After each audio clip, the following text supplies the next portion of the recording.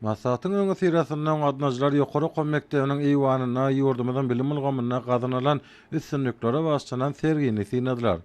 Bu ýerde gahrman arkadamyzyň we hormatly prezidentimiziň paýkasyndan dören bilim ulgamynyň ähli işgärleri we ýaş nesil üçin gollanma uğurlan kitaplaryna möhüm orun berilipdir. Döredilýän döwraba mümkinçilikleriň netijesinde taliplaryň we mektep okuwçylaryň halkara ders olimpiadalarda hem-de bäsejliklerde gazanýan üstünliklerini we oýlap tapyşlaryny görkezýän gymmatlyklar uly gyzyklanma daratdy. Maslahatın başynda bilim ulgamyna gazanylan üstünlikleri beýan edýän video şekiller görkezildi. Çykyş edenler türkmen halkynyň milli lideri Türkmenistanyň halk maslahatynyň başlygy Gahrman Arkadamydan başyna başlanan giň gerimli bilim özgörtmeleriniň berkara döwletiň täze ýamynyň galkynjylygyny arkadaly Gahrman serdarymyzyň başlanmagyna üstünlikli dowam etdirilmegi netijesinde hemme taraplaryň ösen bilimli döwrewap tehnologiýalardan baş çykarýan kämil nesil kemale gelýär. Ýurdumyzda milli bilim ulgamyny kämilleşdirmäge, ösdürmäge hem-de döwrewaplaşdyrmaga döwlet syýasatynyň ileri tutulýan ugur hökmüne uly ähmet berilip, täze tehnologiýalar, bilimler we innovasiýalar esasynda alemli bilimli, giň dünýä garaşly, sagdyn nesli terbiýelemek babatyna giň mümkinçilikler daradylýar. Maksatnamalara, konsepsiyalara, strategiyalara, milli we öňdäwrejy tejribelere laýyklykda özgörtmeler üstünlikli durmuşa ýaşarylýar. Bilim ulgamynyň maddi enjamlarynyň bünyady ýygrikde kämilleşdirilýär. Bu ýurda berkara döwletiň täze ýamynyň galkynjy Türkmenistany durmuş ykdysadydan ösdürmek milli maksatnamasy, Türkmenistanyň prezidentiniň ýurdumyzy durmuş ykdysadydan ösdürmek maksatnamasy esasynda härki zaman kompýuterleri, laboratoriýa enjamlary, interaktiv we multimedia tehnologiýalary bilen üpjün edilen döwrewap bilim edaralarynyň täze binalarynyň gurulşyk işleri giň ýerinde dowam etdirilýär. Geçen 2025-nji 2026-njy okuw ýylyna çaýgylar wagtyndan başlap ýokary okul mekdeplerine çenli bilim işi, milli ýörelgelere, öňdäwrejy tejribeleri hem-de halkara ölçeklerine laýyklykda kämilleşdirilip, bilimiň üzdüksizligi we onuň ähli derejeleriniň ýygrikdeligi üpjün edildi. Okutmaň usuliýetini kämilleşdirmek barada meselelerim maslahatda esasy ünsürlen ugur boldy.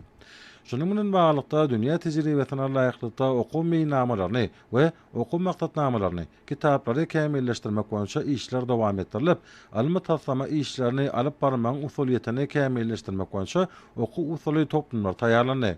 Umumy bilim edaralaryna dersleri çoňlaşdyryp öwretmek, ýaşlary idarejiligi höwetlendirmek boýunça işlere uly orun berilip, okutmaň innowasiýon usullarynyň işçiň peýdalanmagyny gazanmak boýunça işler dowam etdirildi.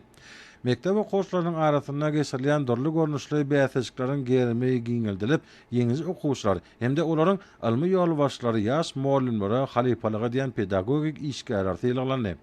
Ýokary hüner bilimini ösdürmek 2026-njy 2050-nji ýyllar üçin strategiýasyna laýyklykda ýokary okuw mekdeplerine ruh ahlak terbiýesi boýunça işleriň netijelerini ýokarlandyrmak meselelerine de möhüm orun berildi.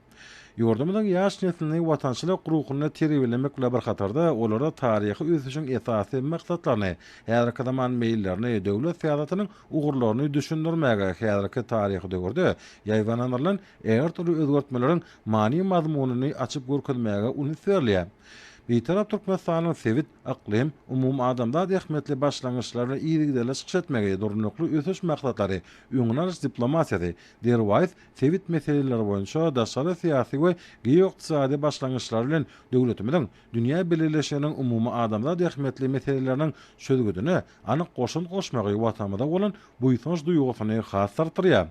Ýaşlaryň dünýä ölçeklerine laýyk derejede bilim almagynyň, dünýäniň bilim alim ulgamynyň gazananlaryndan habarly kämil hünermenler bolup ýetişmeginiň möhüm şertlarynyň biri olaryň härki zaman maglumat tehnologiýalaryny netijeli ulanyp bilmegini gazanmakdan ibaratdyr.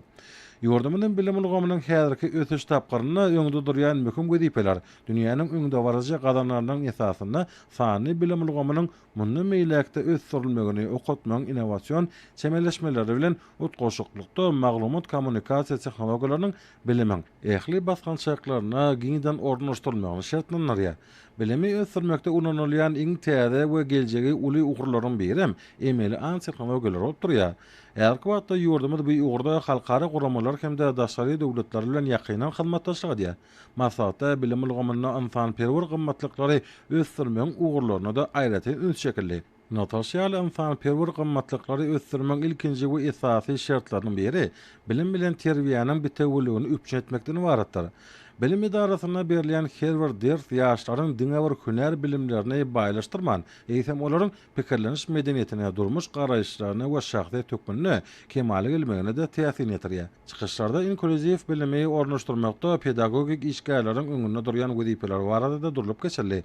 Inkluziw bilim bu okuyuplaryna we mümkinçiliklerine garamazdan şaýagylaryň bitewi bilim gurşawyna bilelikde okudylmagdyr. Inkluziw bilimiň şäherine şaýagylaryň fiziki, akyl, medeni, ahlak, dil we beýleki aýratynlyklaryna garamazdan orta mekteplerde beýleki şaýagylar bilen bilim almaga bolan mümkinçilikler döredilýär. Şunuň bilen baglanykda Gurbanyguly Berdimuhammed Fadanaky howanalyga mätäş şaýaglary himayet bermek boýunça haýır sahawat garnasynyň şaýaglaryň awadan we sagdyn durmuşda ýaşama uğruna durmuşa geçirýän giň gerimli işlerini aýratyn ölçekli. Gadnanyň işi jemgyýetde insan perwer ýöregleri dawaranmakda ýaşlary ata-babalarymyzda mahsus bilen adam käşilik, asyllyk, hoşyetlik ýöregleri esasyna terbiýelemekde de nusgalyk göreli oturýar.